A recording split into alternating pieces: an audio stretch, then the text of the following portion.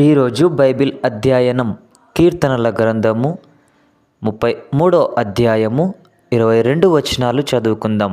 ప్రార్థన. మిక్కిలి ప్రేమ కలిగిన దేవా, నీకు వందనాలయ. చదువుతున్నటువంటి లేఖనములలో మాకు జ్ఞానాన్ని అనుగ్రహించండి. ఆమేన్. నీతిమంతులారా, యెహోవాను బట్టి ఆనందగానము చేయుడి. స్తుతి చేయుట యథార్థవంతులకు శోభాస్కరము. సితారతో యెహోవాను స్తుతించుడి.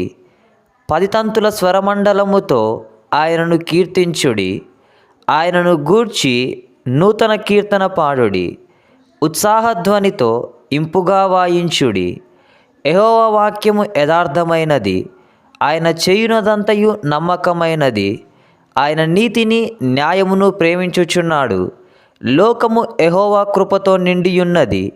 యెహోవా వాక్కు చేత ఆకాశములు కలిగెను. ఆయన నోటి ఊపిరి చేత వాటి సర్వ సమూహము కలిగెను. సముద్ర జలములను రాశిగా కూర్చువాడు ఆయనే. ఆగాధ జలములను కొట్లలో కూర్చువాడు ఆయనే. లోకులందరూ యెహోవా యందు భయభక్తులు నిలపవలెను. భూలోక నివాసులందరూ ఆయనకు వెరపవలెను. ఆయన మాట సెలవీయగా దాని ప్రాకారమాయెను. ఆయన ఆజ్ఞాపింపగానే కార్యము స్థిరపరచబడెను. అన్యజనములు ఆలోచనలను యెహోవా వ్యర్థపరచును. జనముల యోచనలను ఆయన నిష్ఫలముగా చేయును. యెహోవా ఆలోచన సదాకాలము నిలుచును. ఆయన సంకల్పములు తరతరములకు ఉండును. యెహోవా తమకు దేవుడుగా గల జనులు ధన్యులు. ఆయన తనకు స్వాస్థ్యముగా ఏర్పరచుకొను జనులు ధన్యులు.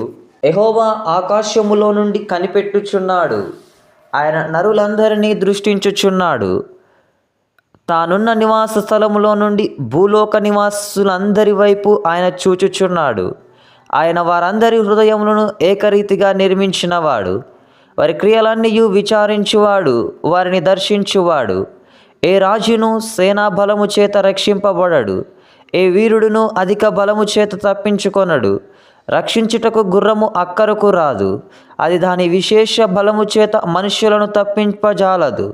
వారి ప్రాణమును మరణము నుండి తప్పించుటకును, కరువులో వారిని సజీవులుగా కాపాడుటకును యెహోవా దృష్టి ఆయన యందు భయభక్తులు గల వారి మీదను, ఆయన కృప కొరకు కనుపెట్టు వారి మీదను నిలుచుచున్నది.